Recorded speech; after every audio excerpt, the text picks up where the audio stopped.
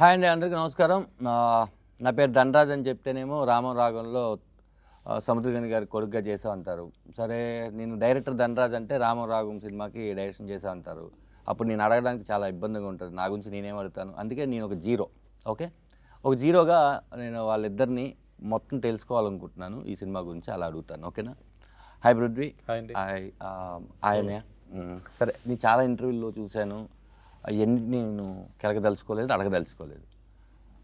కొన్ని కోట్లు ఉంటాయి, అంటే అది 1 నుంచి 10 కోట్ల మధ్యలో ఈ సినిమాకి ఎన్నో కోట్లు అయి ఉంటాయి. ఆ సంఖ్య కూడా చెప్పు.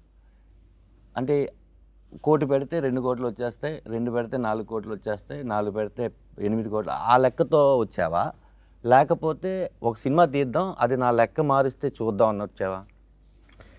అంటే ఇప్పుడు ఏ బిజినెస్ అయినా సరే వన్ టైం చేస్తే డబ్బులు రావండి. మీరు ఒక ప్రాసెస్లో ఒక 5, 6, 7 ఒక 10 టైమ్స్ చేస్తే అప్పుడు యావరేజ్గా మీ ప్రాఫిట్స్ మనం చూసుకోవాలండి. సో బిజినెస్ పర్స్పెక్టివ్తో అయితే ఒక మూవీ చేసి దీంతో 1 కోటిని 2 కోట్లు చేద్దాం, 5 కోట్లని 10 కోట్లు చేద్దాం, ఆ ఉద్దేశం లేదండి. I know what is my strength and I know what is my film. So I strongly believe and నేను ఇన్వెస్ట్ చేశానండి. ఓకే, అంటే దీని తర్వాత కంటిన్యూగా సినిమాలు చేస్తాను, ఇంటర్వ్యూలో ఇండస్ట్రీలో ఉంటానని కాన్ఫిడెంట్తో ఉన్నావు రామారావు. అంటే ఈ సినిమా నన్ను ఇండస్ట్రీ నుంచి ఇంకొక 10 ఏళ్ళు వేరే సినిమాలు చేసినట్టు చేస్తుందని నమ్మకం. సినిమా చూసావా?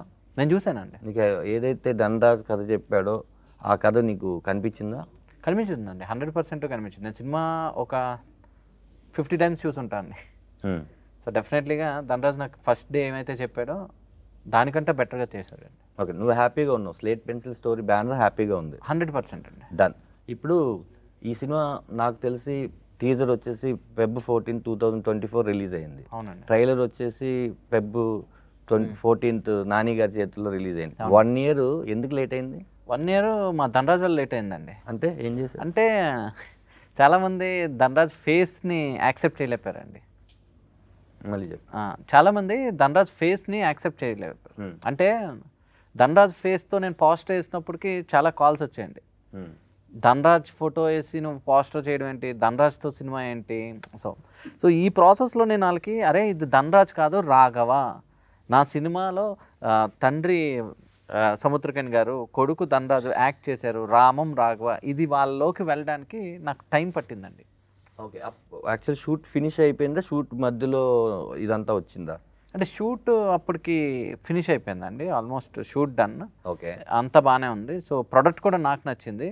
సో వాళ్ళు ఏంటంటే ఆ బుక్ మీద ఒక ఫస్ట్ పేజ్ చూసి బుక్ అంతా ఇలాగే ఉంటుందని డిసైడ్ అయినట్టు ధనరాజ్ని చూసినంటే ధనరాజ్ హీరో ఏమో, ధనరాజ్కి సాంగ్స్ ఉంటాయేమో, ధనరాజ్కి హీరోయిన్ ఉండి ఉంటుంది, ధనరాజ్ 100 మందిని కొడతాడు, సో వీడికి ఇంత కమర్షియల్ ఫిలిం ఏంటి, ఇలా ఏం పెద్ద హీరో అనుకుంటున్నాడా, తమిళ హీరో అయిపోదాం అనుకుంటున్నాడా, ఇలాంటి క్వశ్చన్స్ అన్నీ వచ్చాయి. బట్ వాళ్ళకి ఎగ్జాక్ట్గా అరే నేను చెప్తుంది ఒక ఎమోషన్, తండ్రి కొడుకుల ఎమోషన్.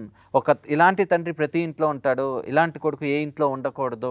సో ఇది వాళ్ళకి చెప్పడానికి, నేను వాళ్ళకి ఎక్స్ప్లెయిన్ చేయడానికి, అలా నేను ఒక రైట్ పర్సన్ ఫైండ్ అవుట్ చేయడానికి టైం పట్టిందండి. ఈ ప్రాసెస్లో మనకి దీప ఆర్ట్స్ సపోర్ట్ చేయడంతో చాలామంది చూసి, ఇప్పుడు మీడియాలోని శివన్న కానీ చాలామంది వాళ్ళు చూసి ఇది మంచి సినిమా మంచి సినిమా మంచి సినిమా అని, నేను డౌన్ అయిన ప్రతిసారి మీకు ఎగ్జాంపుల్ రామం రాగంలో రామం ఎలా రాఘవకి సపోర్ట్ చేశారో నా లైఫ్లో సముద్రకని అన్న అంతా సపోర్ట్ చేశారు. నేను డౌన్లో ఉన్న ప్రతిసారి ఆయనకు ఒక మెసేజ్ వదిలేవాడిని. వదిలితే వెంటనే ఒక టైంలో కాల్ చేసి ఇది మంచి సినిమా, నువ్వు చాలా హానెస్ట్గా చేసావు, ఎన్ని మంది వచ్చి ఇది బాగాలేదు, ఇది అవ్వదు, ఇది జరగదు అని ఇలా చెప్పినా వాళ్ళు కాదు, ఆడియన్స్ డిసైడ్ చేయాలి అని చెప్పి ఒకసారి నువ్వు చెక్ చేసుకో ఎన్ని మంది ఏం చెప్పారు అని చూసిన వాళ్ళందరూ సినిమా అద్భుతంగా ఉంది, చాలా బాగుంది అని చెప్పారు.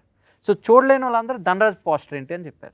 సో అలాంటి వాళ్ళు కూడా ఒకసారి సినిమా చూపించాక ఎస్ నీ డెసిషన్ కరెక్ట్, ఈ కొడుకుగా, ఈ యూజ్లెస్ సన్గా ఈ క్యారెక్టర్ ధనరాజ్ కరెక్ట్గా చేశాడని చెప్పారు. ఇప్పుడు రేపు ఆడియన్స్ కూడా అదే చెప్తాడని నాకు నమ్మకం. సూపర్. అయితే అన్న, చాలా సినిమాలు చాలామంది మీ మీద నాకు తెలిసి నేను విన్న కంప్లైంట్స్ ఉన్నాయన్న.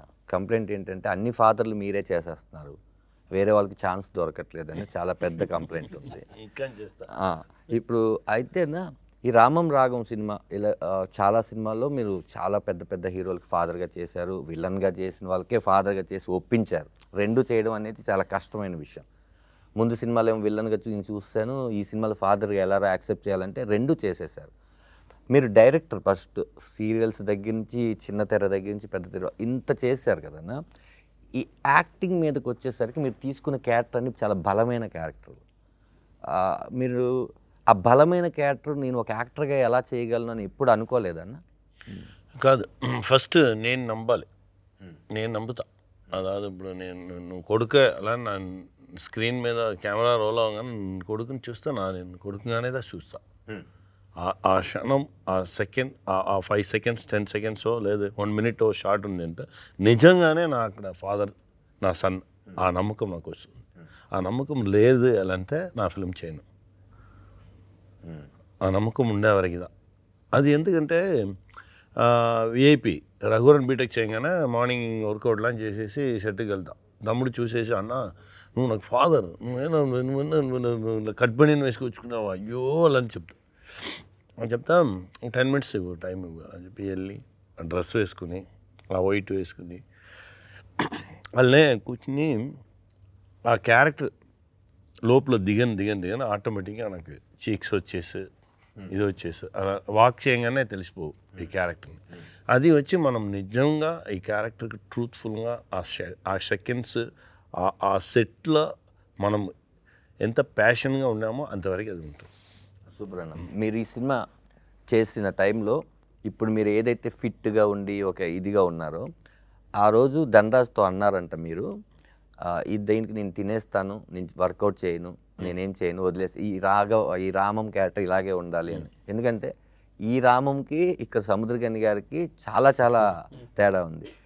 ఈ సినిమా మీరు చేసిన తర్వాత చూసిన తర్వాత డబ్బింగ్లోనో ఎక్కడో ఈ సినిమాలో ఏదో ఒకటి మీకు ఇంకా గుర్తుకొస్తూనే ఉందిరా నాకు అని మీరు ఈ సినిమాని ఎప్పుడైనా ట్రావెల్ చేసుకున్నారన్నా? ఈ విషయం నన్ను ఎందుకంటే ఇంకా హంట్ చేస్తుంది, ఈ సీన్ కానీ ఈ డైలాగ్ కానీ మీకు అనిపించిందా? ఈ 2 years అవుతుంది కదా అయినా మర్చిపోలేకుండా. నేను అమ్మాను నైట్ మాట్లాడతాము సీన్, ఆ సీన్ నాకు చాలా డిస్టర్బ్ చేసింది సార్. నైట్ అదా ట్రైలర్లో కూడా వచ్చింది కదా, ఇంటి పేరు మాత్రమే నేను ఇవ్వగలను, మంచి పేరు నువ్వే తీసి దానికి తమిళ్లో వేరే ఇది వేసాము. అది వచ్చి నాకు అన్నీ నా సన్ దగ్గర అదేదో చెప్తున్నా, నాకు బ్యాక్లో నా ఉంటా, బట్ అన్నీ నువ్వే చేసుకోవాలి, మంచి విషయం అన్నీ నువ్వే చేసుకోవాలి, నువ్వేదా అచీవ్ చేయాలి, నువ్వేదా రావాలి. ఈ సొసైటీలో ఎక్కడికి వెళ్తాను 2 days ముందు కూడా ఒక కంప్లైంట్ చెప్పాడు, వీళ్ళు ఉన్నారు ఈ సొసైటీలో ఎక్కడికి వెళ్తానో ఇలాంటి వాళ్ళు 4 మనుషులు ఉంటారు, నువ్వు వాళ్ళని ఎన్కౌంటర్ చేసి నువ్వు రావాలి. దానిలో గుడ్ అండ్ బ్యాడ్ ఉండు, బట్ నువ్వు గుడ్దా నువ్వు నీ మైండ్లో గుడ్ థింగ్స్ ఉంటే గుడ్ థింగ్స్ ఉండేవాళ్ళదా నీతో వచ్చి కలుతారు. అది నీ వల్లనే అన్నీ జరుగుతుంది. సొసైటీ అలా ఉంది ఇలా ఉంది, నువ్వు ఎలా ఉన్నావు అది చూసుకో, అది ఫస్ట్. అది నువ్వు ఎలా ఉన్నావో అలాంటి మనుషులదా నీతో వస్తారు. అదే అన్నప్పుడు ఒక చిన్న సినిమా అంటే అది ఆడితే పెద్ద సినిమా, ఆడకపోతే చిన్న సినిమా అంటే అదే చిన్న సినిమా పెద్ద సినిమా అనే లేదు, మంచి కంటెంట్ ఉండే సినిమా, కంటెంట్ లేని సినిమా అంతే. మీరు కంటెంట్ నమ్ముకొని ధనరాజ్ లాంటి వాళ్ళను, పృథ్వీ పోలవరపు గారు లాంటి వాళ్ళను ఎంకరేజ్ చేస్తూ కంటెంట్ సినిమాలు చేస్తున్నారు. చూస్తే మీరు ఎక్కువ కమర్షియల్ సినిమా కన్నా కంటెంట్ సినిమాలు చాలా ఎక్కువ చేశారు. అందులో మీకు తృప్తి ఇచ్చిన సినిమాలు చాలా ఉంటాయి, ఆడకపోయినా కూడా తృప్తి ఇచ్చిన సినిమాలు ఉంటాయి, క్యాష్ రాకపోయినా. ఇలా కొంతకాలానికి మనం ఎందుకురా కంటెంట్ ఉన్న సినిమాలు చేయాలి, ఎన్నిసార్లు మనం ఆడియన్స్కి చెప్పినా కూడా వాళ్ళు కమర్షియల్ సినిమాలు కోరుకుంటున్నారు అని ఎప్పుడైనా మీలాంటి వాళ్ళకి బోర్ కొట్టేస్తే? నాకు అలాంటి థాట్ వచ్చే టైంలో అన్ని టైంలోనూ దేవుడు ఎవరో అని పంపిస్తాడు. ఇప్పుడు 2 days ముందు కూడా నాకు ఆ థాట్ వచ్చింది. 2 days ముందు ఫిల్మ్ ఫుల్ 1950s జరిగే ఓ స్టోరీ, పెద్ద వార్ స్టోరీలో నేను యాక్ట్ చేసుకున్నాను. యాక్ట్ చేసి దానిలో వచ్చి సడన్గా ఆ డైరెక్టర్ వచ్చారు, నా దగ్గర మాట్లాడారు, అన్న ఏం లేదు మా వచ్చి ఈ విషయం చెప్పాలి, మా దగ్గర ఇంత రెమ్యునరేషనే నీకు ఇవ్వడానికి ఉంది, ఇది ఎందుకురా నాకు, ఇది కూడా నువ్వు ఫిల్మ్కే పట్టు, నా వచ్చా అని చెప్పి వెళ్ళిపోయి అక్కడ అంత పెద్ద ఫైట్ సీక్వెన్స్, వార్ సీక్వెన్స్, అదంతా మన సెకండ్ వరల్డ్ వార్ టైంలో జరిగిన ఓ రియల్ ఇన్సిడెంట్.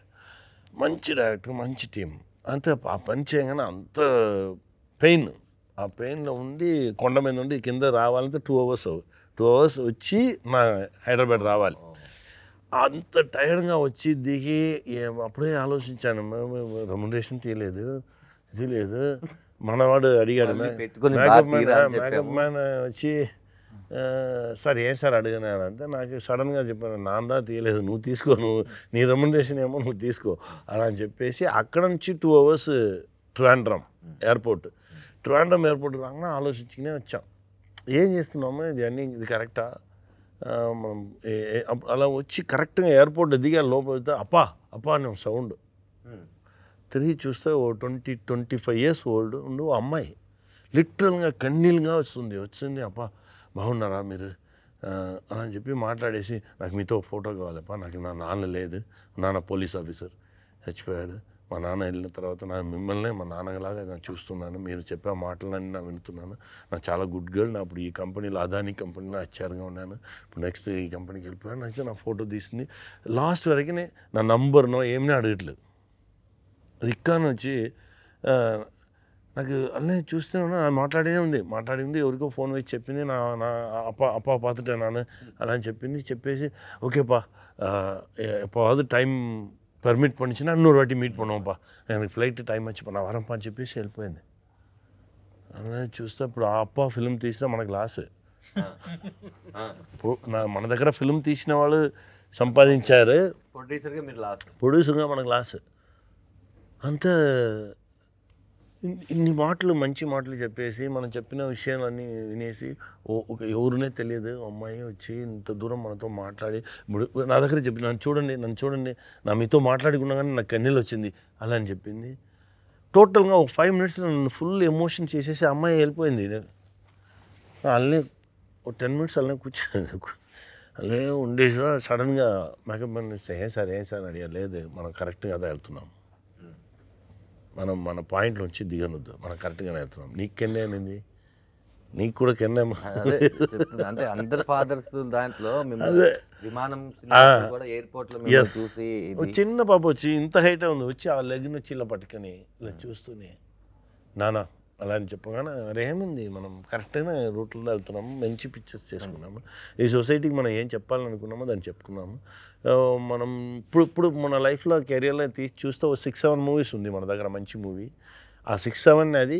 ఒక్కో 5-6 మూవీస్ మంచి మూవీస్ చేస్తే చాలు అలానే మైండ్ సెట్ వచ్చింది డైరెక్షన్లో మంచి మూవీస్ 3-4 మూవీస్ ఉంది మన దగ్గర అలాంటి